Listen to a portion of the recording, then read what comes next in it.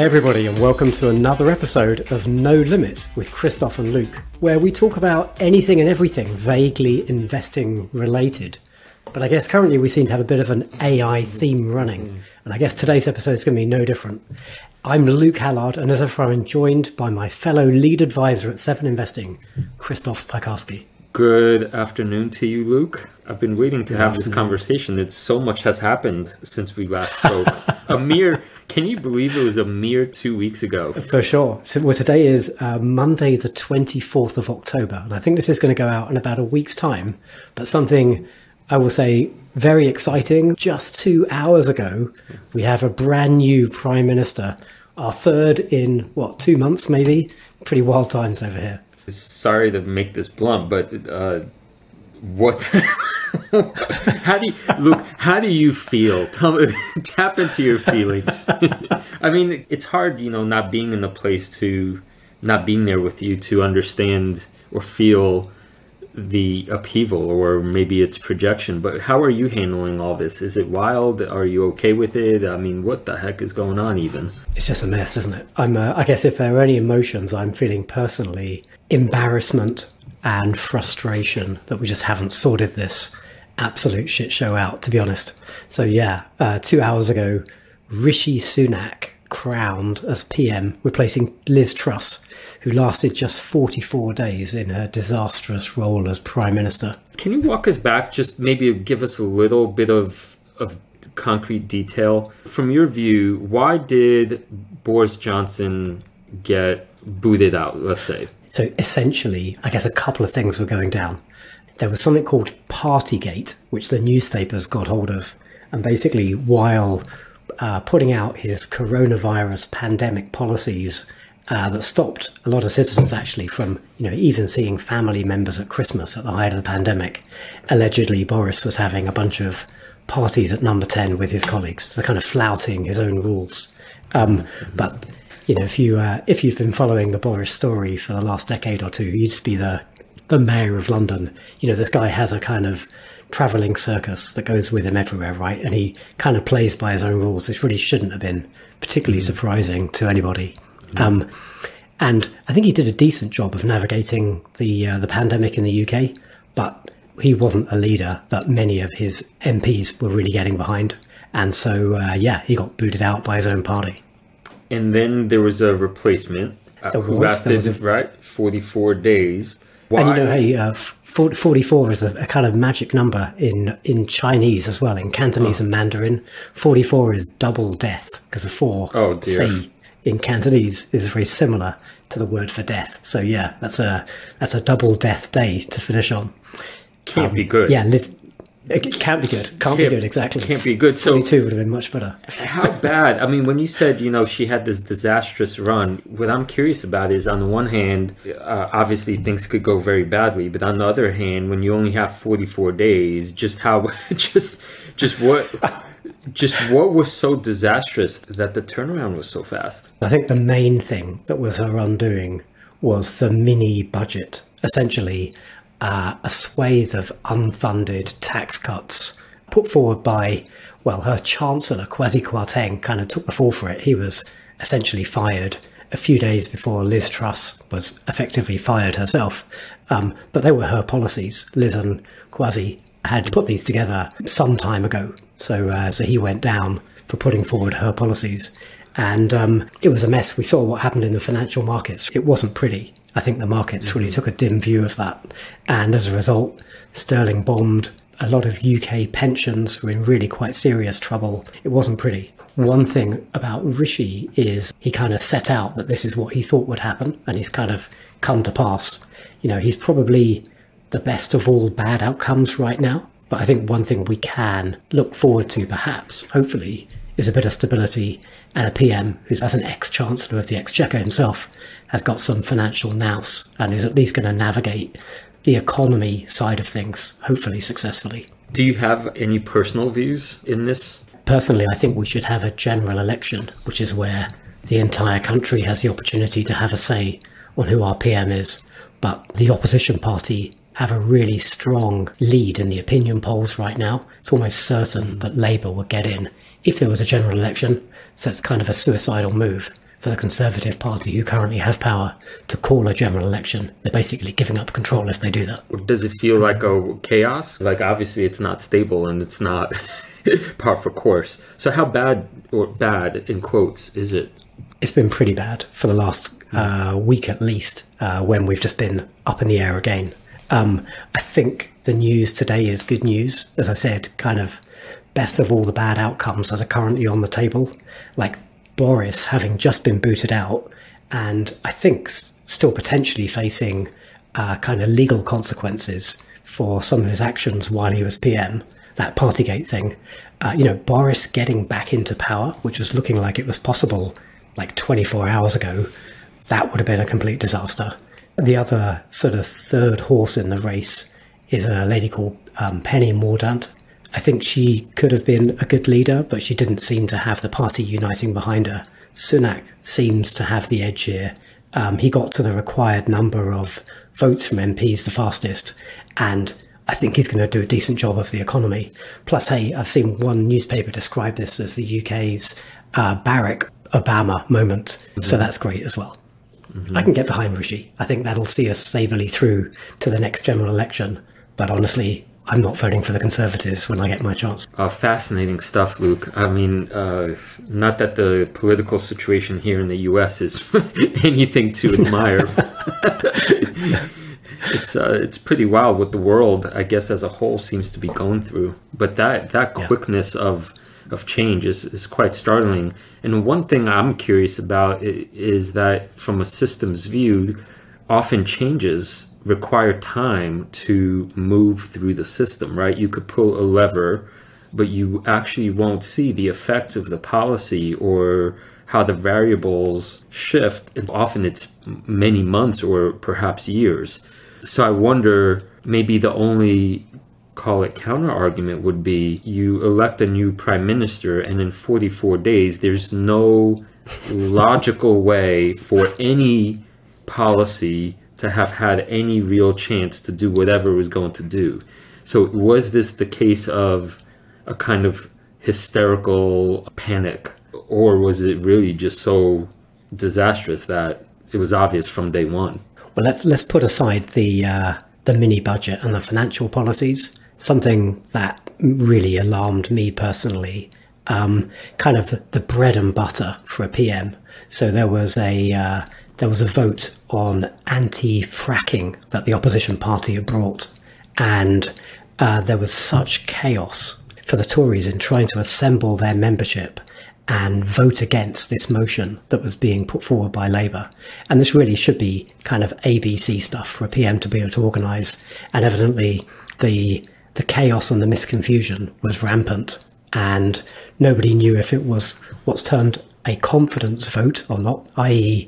kind of a 3-line whip. You have to get behind the party and kind of vote with the party, as opposed to being able to have your own opinions that are perhaps shaped by your constituents, or you're kind of forced to vote along party lines. They couldn't even figure that out between themselves. And so if the PM can't organise her party in such a basic way, well, I think that doesn't show a great deal for her competence as a leader. Well, good luck. I should definitely have something stronger than a sparkling water in hand for this conversation. For sure, we need some luck. And then it's interesting. I'm noting that it's October 24th. So next time we record will be 2 weeks. So that will put us on the US midterm elections. So we're both in for some upheaval, I think. You got some views on how that's going to play out in the US? The stuff I've been following, especially on 538, statistically shows that the Democrats have a good chance at keeping the Senate and that the Republicans will take back the House.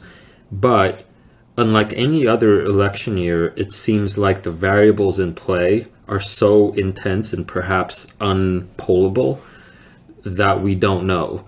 And it's also useful to remember that when, for example, you have a probability of 30%, that's still of a high probability. 1 in 3 times, the lower odds will actually pull through. And that's kind of hard, or, I think that's one of these biases where people don't really understand that even, say, a 1 in 10 chance means actually 1 in 10 times that low probability thing will happen. So It's a real unknown, I think, right now. And that 1 in 3, so that's what 538 are forecasting as the way the House and the Senate play out. Right, which would mean that the U.S. Congress would be split in half, which in terms of partisanship and in terms of the generational upheaval that we're looking at to further split things seems like a perfect recipe for absolute gridlock and the tensions continuing to rise. So it's a mess. How long does Joe have in his term before there's another election in the US? So the midterms will be in 2 weeks, and then in 2 years, the presidential race one more time. And have you potentially got your own traveling circus moment where Trump might be returning in a kind of Boris 2.0 way that normally happened in the UK? Yeah, I think anyone that dismisses that possibility is naive or it's wishful thinking. And it's pretty wild that at the same time, there's a subpoena for him to appear in court for criminal charges. And so on the one hand, is he going to prison? And on the other hand, is he going to be the next president? Can he do both? Can he be president from prison? I mean, at this point, I'm not counting anything out, Luke. Well, best of luck yourselves. I'll be watching that one closely in a couple of years now. Yeah. So something else big happened, as perhaps listeners to our previous 2 conversations recall. I up and got married. So I have a shiny new band signifying all kinds of vows, and it was a beautiful ceremony. I was overwhelmed by the intensity of it. I did not expect it to be so sort of out of body. And because this marriage is my first and I'm, no spring chicken, so many people from the different layers of my life were there. And it was like almost like a historical holograph where childhood and college and grad school, middle age, and all in one place. So that was pretty intense. But the ceremony of it, imbuing these vows publicly with all these witnesses, that really, really touched me in a profound way. Very good. Were there tears of joy on the day, could I ask? There were tears of joy, and we inspired one of our friends proposed the next day. They were so inspired, which was pretty cool. At least they didn't try and steal your thunder by proposing on your wedding day. Right. And to those of you not seeing our video, I feel much lighter, much lighter. And that's because my fiance did not know that I had been working on an art project for a year and a half, which was growing my hair to an obscenely uncomfortable and I think maybe to the 7 investing team's benefit, not one of you pointed out that I look like a scraggly muffin off You've always got that hat on, man. We only saw the hair when you took the hat off maybe two team meetings ago. Okay, right, could be right, and but my sideburns were all bushy and out of control, and I just looked like a crazed person. But that was there was a reason for that, because I knew my fiance long time ago. She, in passing, not requested, but I knew she wanted me to look sharp. But I'm my own man, Luke. I'm not. No one's going to tell me how to dress and look. So I and I always like toying with boundaries, pushing things. So I want to scare her, the living bejesus out of her, not telling her. I would say, like, you have no idea what I'm going to wear, right? And she really thought I was going to wear some sort of like sparkling mirror suit and show up on a unicycle with with clown shoes and a trumpet. But instead, I decided a long time ago I was going as classic James Bond as I could. So very good. That's an interesting play, though. You basically tested the strength of your engagement with your fiance by becoming like the antithesis of the man she wants to show up at the altar that day. Correct. And actually we had the rehearsal dinner before the wedding, so Friday night, and my hair was as out of control as ever, and I wore a sparkly jacket, and 2 days later, I heard from the families that my mother-in-law was actually deeply concerned. she did express some like, oh my God, but she didn't say anything. So to her, I think great merit, she held her tongue. And so on Saturday morning, I went and I got my hair completely cut, got the clean shave with the razor, you know, and surprised, I think, everyone by showing up, you know, looking like, I'd say I look pretty sharp, if I don't say so myself, you know. Fantastic. I like it. So I feel so much lighter. My God, that hair, like, was. You know, one of my close friends had a bit of a hair wedding disaster himself a couple of years ago, and I think his wife had a sort of beautician come to do the makeup for herself and the bridesmaids, and so literally the day before, maybe they were having their eyebrows plucked, and my buddy said, "Hey, he's got pretty bushy eyebrows." He's like, "Oh, hey, why don't you do my eyebrows at the same time?" And they use, I don't know, I don't do eyebrow plucking. They use some kind of chemical treatment to sort of tame these bushes, and he ended up with these chemical burns. So actually in his wedding photos, he has this kind of crazy surprised look on his face in every photo. Oh my God. Well, I'm delighted for you that the day went swimmingly, and particularly that there were presumably no hangovers on the wedding day. Zero hangovers. That was the other thing. You know, I didn't drink anything. I had one champagne toast.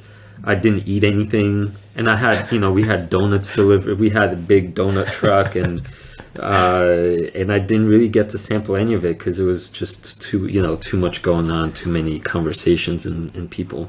The one last thing I'll add that maybe was the highlight for me is that we had been practicing a secret dance for about 2 years.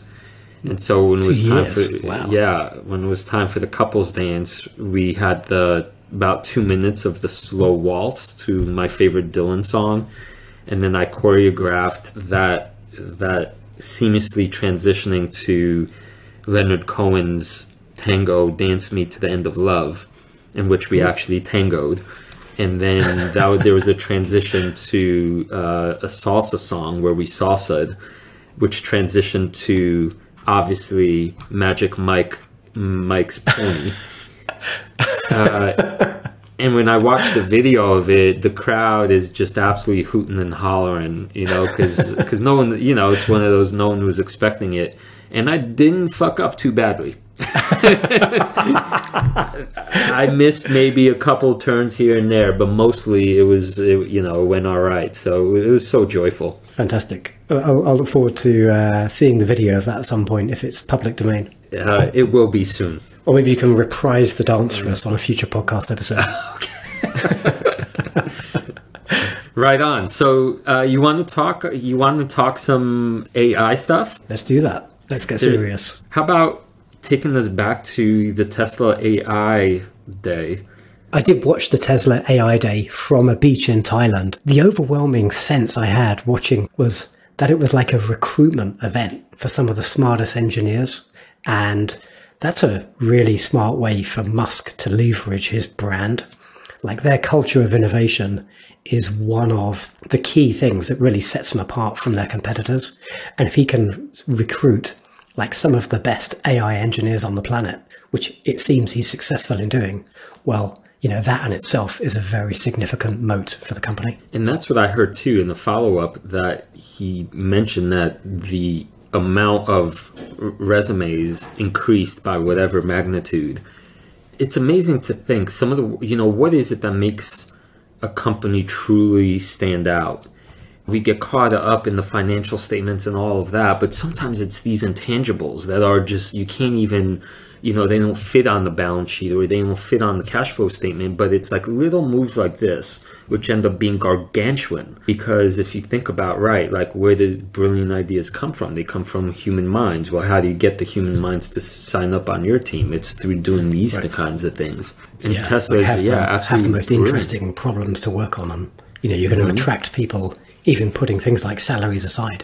If you have the most interesting problems, right, people are going to want to come there and try and solve those with you. Yeah.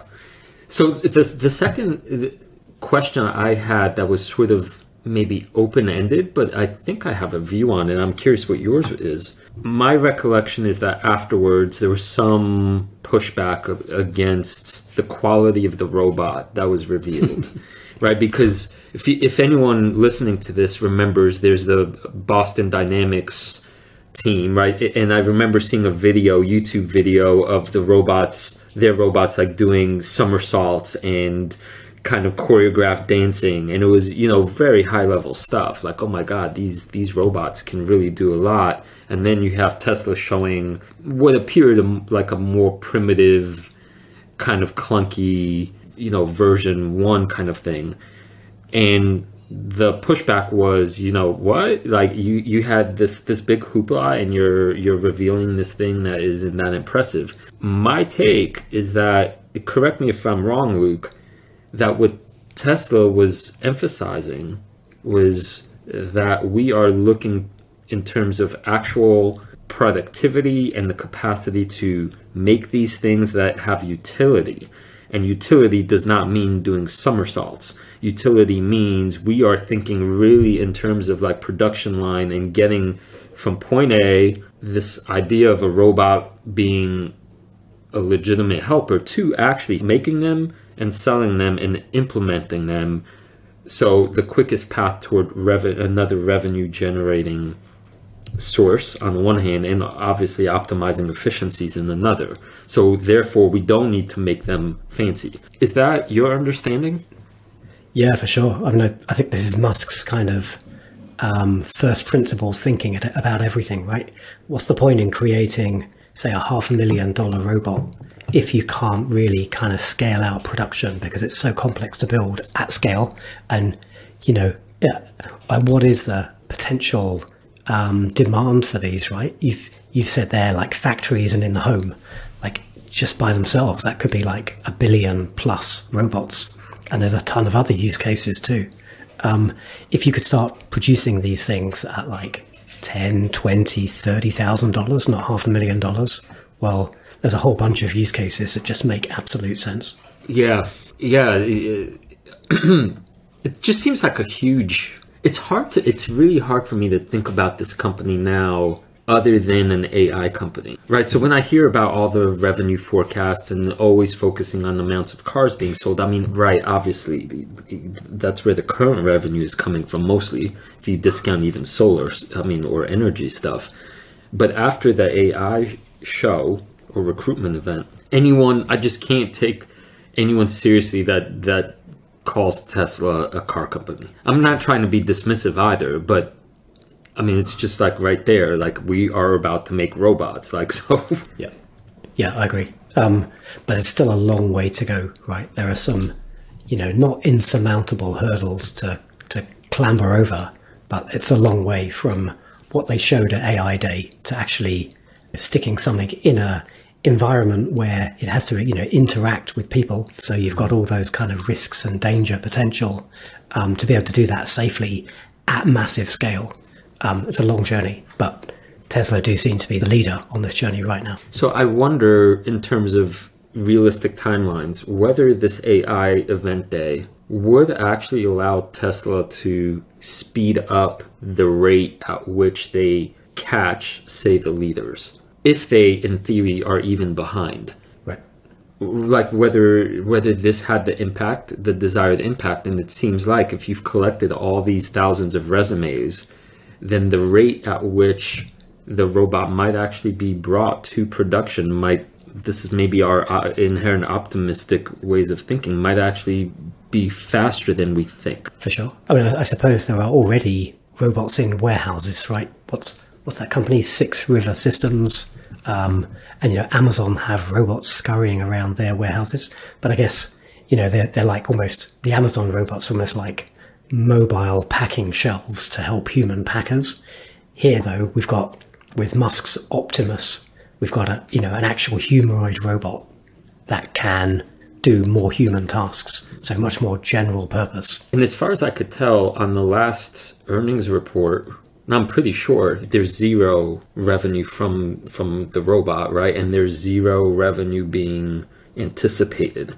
it's all still about the cars. So that extra optional S-curve of growth is simply not being accounted for in current valuations. Yeah. I guess people are forecasting that the manufacturing costs of the cars will come down. I suppose sticking robots into warehouses will be one of the levers that can help them bring down costs, like they can eliminate or redeploy the human workforce into different roles. Yeah. Okay. Have you been playing with any new AI toys? That's a leading question. You know I have. I got 2 awesome AI toys. I got to the top of the beta queue for in the last couple of weeks. So one was DALL-E 2, which is that awesome tool for kind of creating pretty much any image you can describe. It'll go out and produce like beautiful works of art or photorealistic renders of whatever crazy idea you could come up with.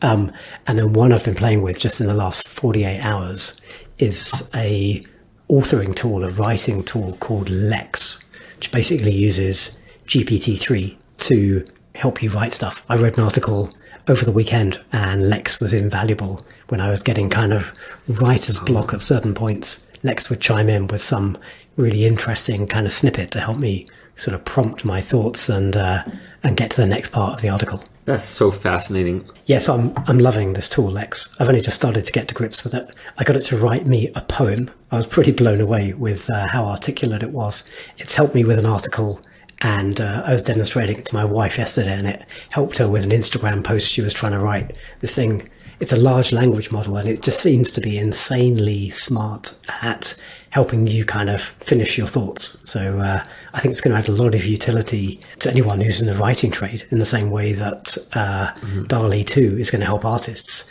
You know, these things aren't going to replace people in any way, but they're going to accelerate and kind of give you superpowers as a creator, I think. I read the poem that you generated, and wow, do I have mixed feelings about this thing. Because it really, like, yeah, I mean, if one of my poetry students handed that in, I mean, maybe if I really, you know, if I was aware that there might be AI in play, I would scrutinize very, very carefully. But without any kind of like priming, I don't think there'd be a way to know. Like if it read like a poem, you know, a pretty decent one. And it kind of tied together. Somehow it tied together, like the beginning and the end in a nice way. Like the lamest contributions to the poem were the 2 lines I wrote. Man, this thing's super good.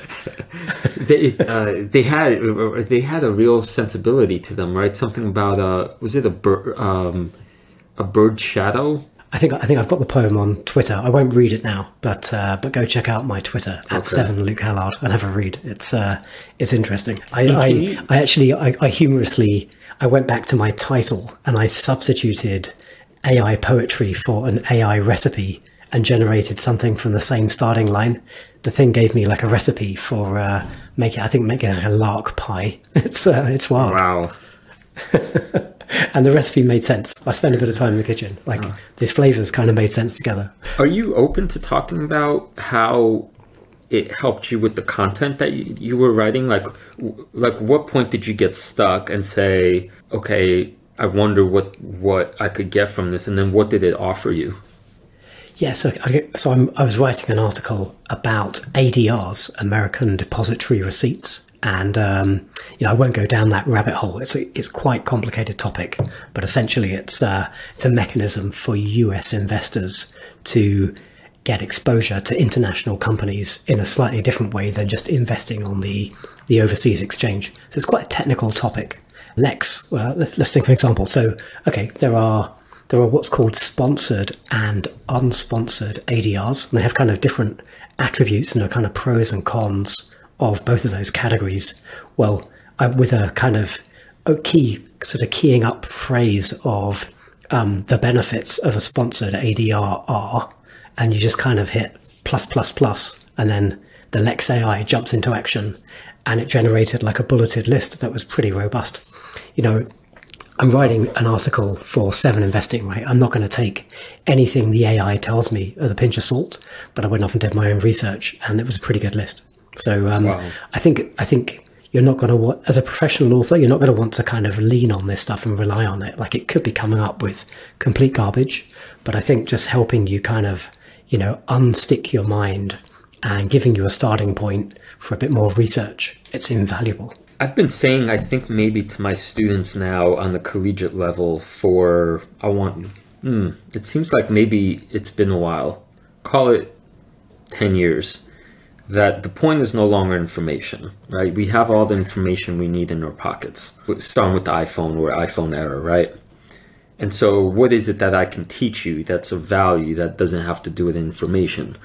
Now it seems like that's that case embodied, like it's no longer about knowledge. So the question becomes, what value can humans provide? What is the kind of maybe the hard stuff, right, that we should be working on? And the best guess I have is it now, using this as a test, what you talked about, Luke, as the test case, it seems like the task for us is to be interpreters of the knowledge, right? And maybe contextualizing appropriately, which might not be obvious, right? Like, so let's imagine this AI robot can write the whole paper for you. Right. So now what? Okay, if it's almost entirely true and accurate and factual, is our job done? And it seems like no, because the next step is to ask, like, where does that piece fit in relationship to everything else we know, which I think is the thing that true general intelligence can't do. It can't understand the context of its world, and that's the only thing that humans can do, right? Yeah, applying the sort of human intuition perhaps, and making kind of logical leaps that perhaps it would be hard for a very specialized algorithm to create outside of its kind of specialized domain of competence. We're good at kind of making links between seemingly disconnected pieces of information and kind of drawing inferences. And as you say, right, we've gone from this kind of paucity of information maybe just a decade or two ago to now suddenly, the world's information is organized and at our fingertips. And a Google search can tell you pretty much anything about anything. But now you've got AI that's kind of bringing that information together in a much more kind of coherent and easy to use manner. Right. Luke, did we want to say a little bit about a little pause for an ad? In this case, for 7 Investing? Oh, why not? Why not? We'll try and stick a little Luke and Krzysztof ad into every episode, but we got a bit bored of our ad from the last 2 weeks, so we thought we'd chat about 7 Investing itself.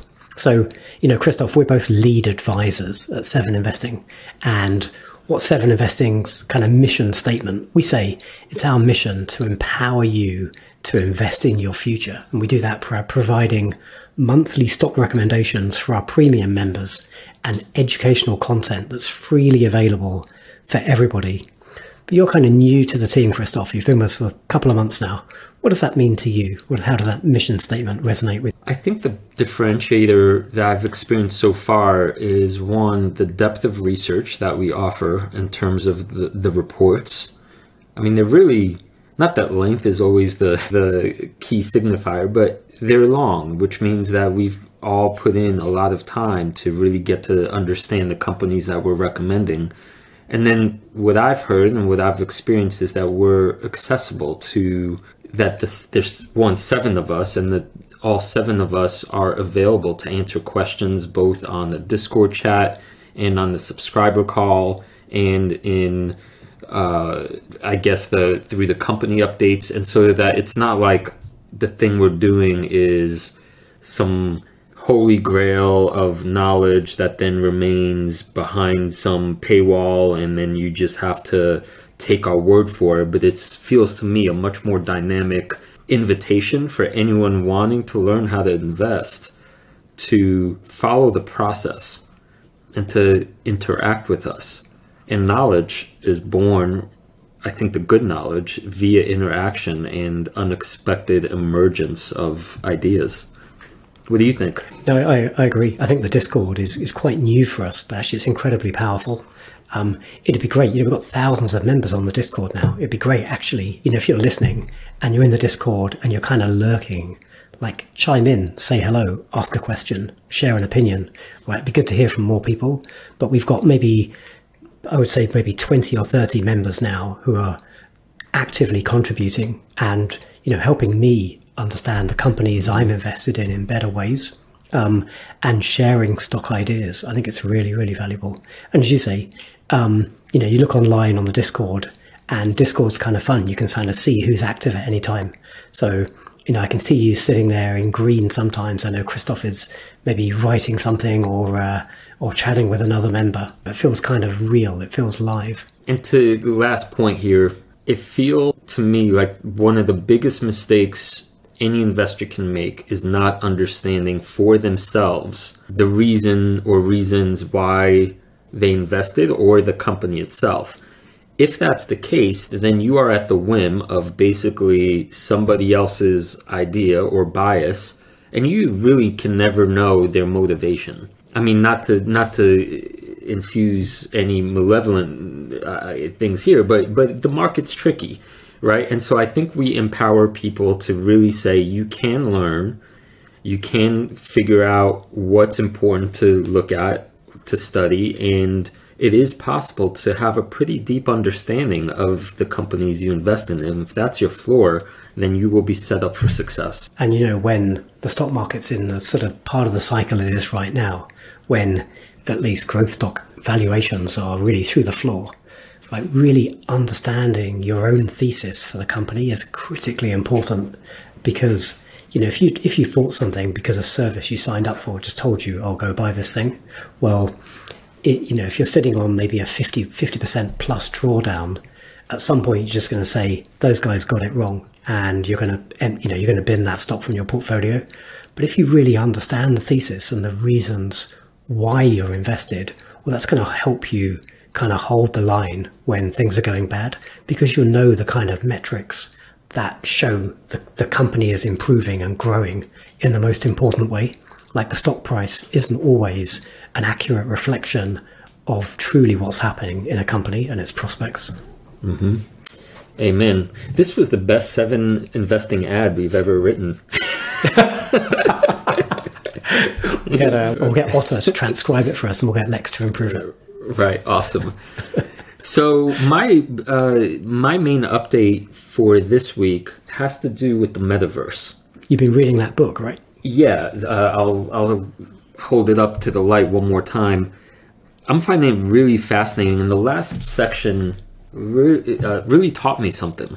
And maybe it was because I was naive to start with, but anytime I learn something like what feels like a big chunk, I'm delighted. So I highly recommend this book. Here's what I learned. I did not know the extent to which Apple is kind of playing the role of villain in terms of, call it, being the gatekeeper through which a company shall not pass unless it's willing to give up a huge chunk of profit to Apple's platform, right? So Apple is this gatekeeper because they control the payment infrastructure, and therefore that makes it very hard for developers to have a business model that they could essentially innovate and profit from when you have the David versus Goliath kind of thing happening. And it seems like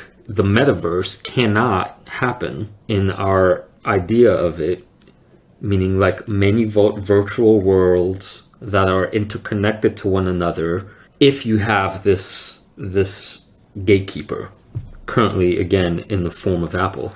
So there's a part 2 to that, but for one, Apple is one of the 2 companies in my life that I truly loved and followed the story of from, like one of those passion projects. So it was odd for me to come across them in this more villainous kind of light. I'll pause there and see if you have if you have a reaction to just that piece. I guess Apple's actions around privacy, in inverted commas, but essentially clawing into their world a lot of the advertising revenues from ad tech. Well, that's hurt my portfolio quite badly. I'm not an Apple shareholder, but I am a shareholder of many companies that have kind of suffered from the actions they've taken over the last year or so. But, competition isn't fair. There's no point in kind of whinging and moaning about it. Mm-hmm. I do wonder at what point the regulators kind of step into this in the US and start clamping down on some of the power they have. It's not dissimilar to maybe Microsoft when they were kind of sanctioned for, forcing Internet Explorer to be like the browser on every PC. So if I were to think of this in binary terms, at the moment in 2022, it seems like if the metaverse is going to evolve into a vibrant thing, then Apple, whatever its current structures are, those have to, by definition, change.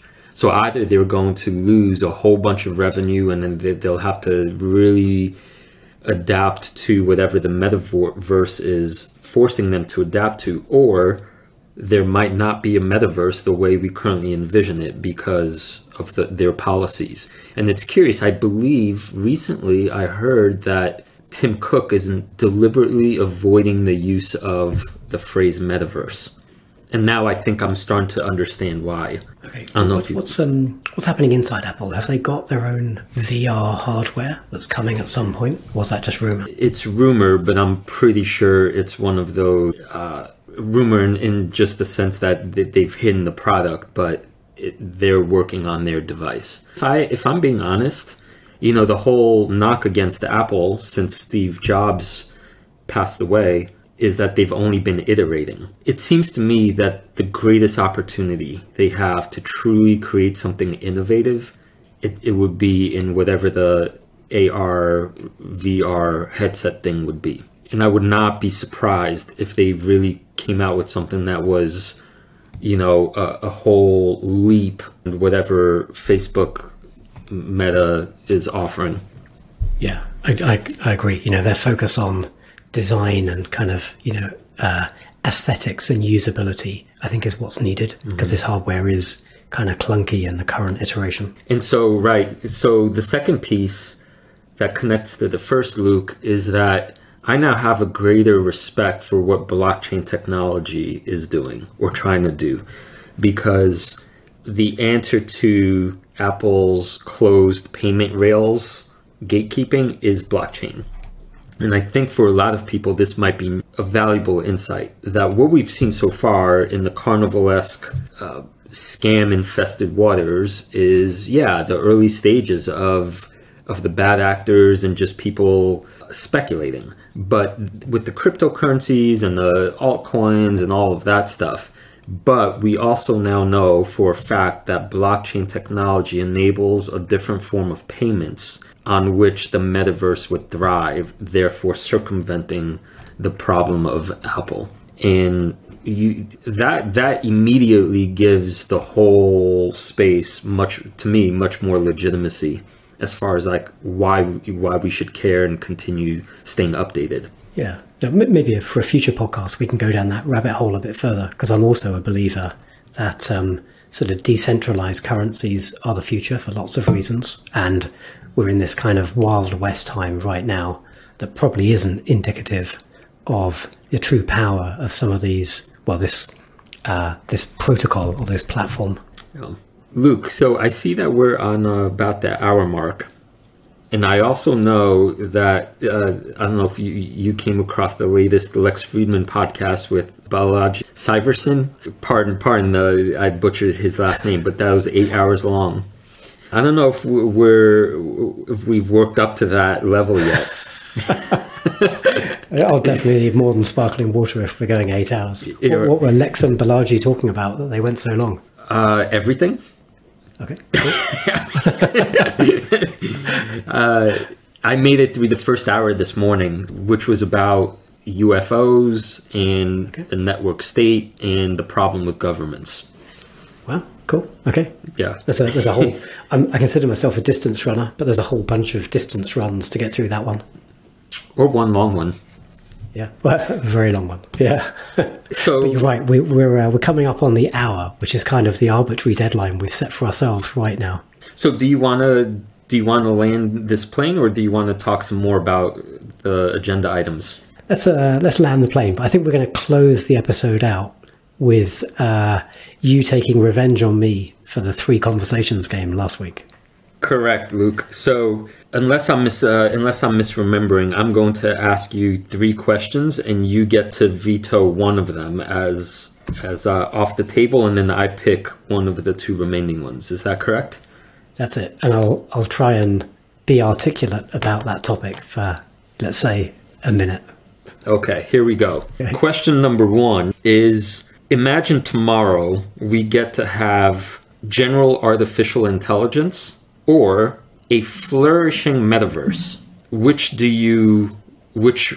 fork in the multiverse do you take? Okay. And why? Okay. Question number 2. What's harder for you, being a good husband or being a good poker player? Okay. And why? And question 3, Luke, is which of these 3 has the most merit? The UK, Ireland, or head of lettuce? Head of lettuce? Uh-huh. Okay. There was a joke on, right? Like, will Liz Truss outlive a head of lettuce? And I believe the head of lettuce won. It did. The Daily Star. A fantastic bit of self-promotion there. Okay, I like it. I'm terrified of all 3 of those, but I'm going to veto the 3rd one just because it sounds like a confusing topic. So your choice, husbands or AGIs. Okay. Talk to me about, what's harder? What's harder, being a good husband or a good poker player? Being an AGI. Being an AGI in the metaverse. Okay. Right. Let's see. We certainly haven't prepared this in any way. Let me steel myself around this topic. So what's harder, being a good husband or a good poker player? Have I understood the question? Okay.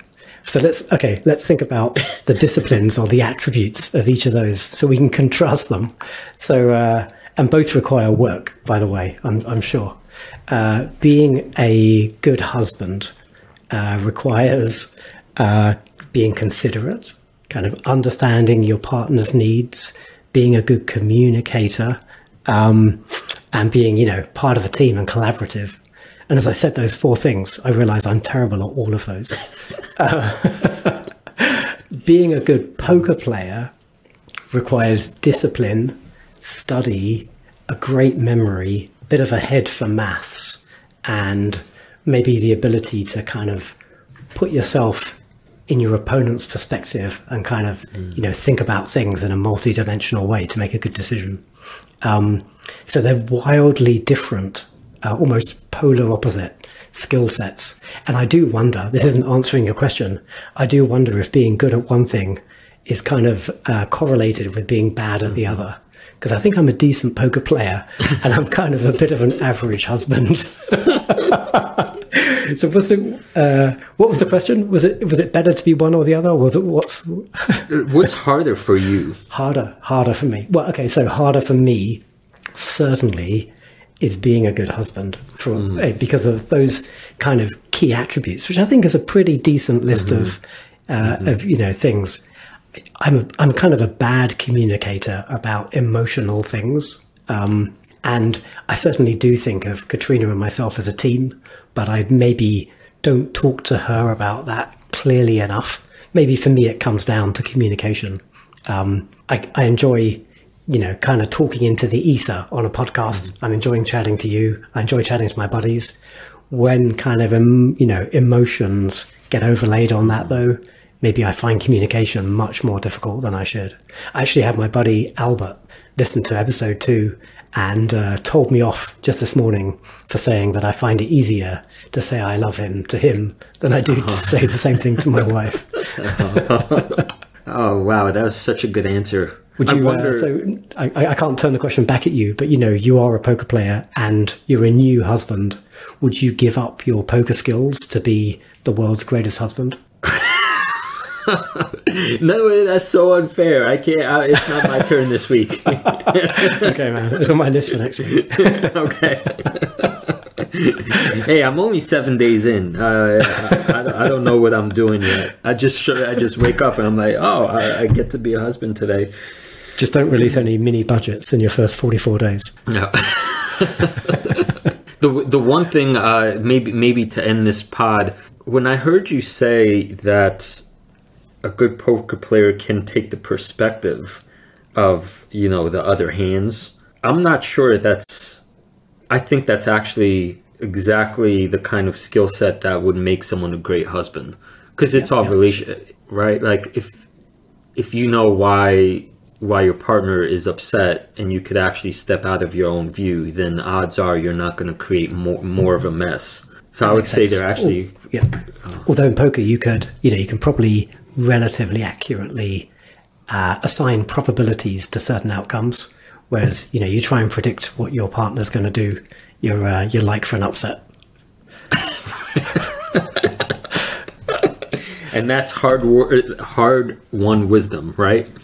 Oh yeah, for sure. That's come from.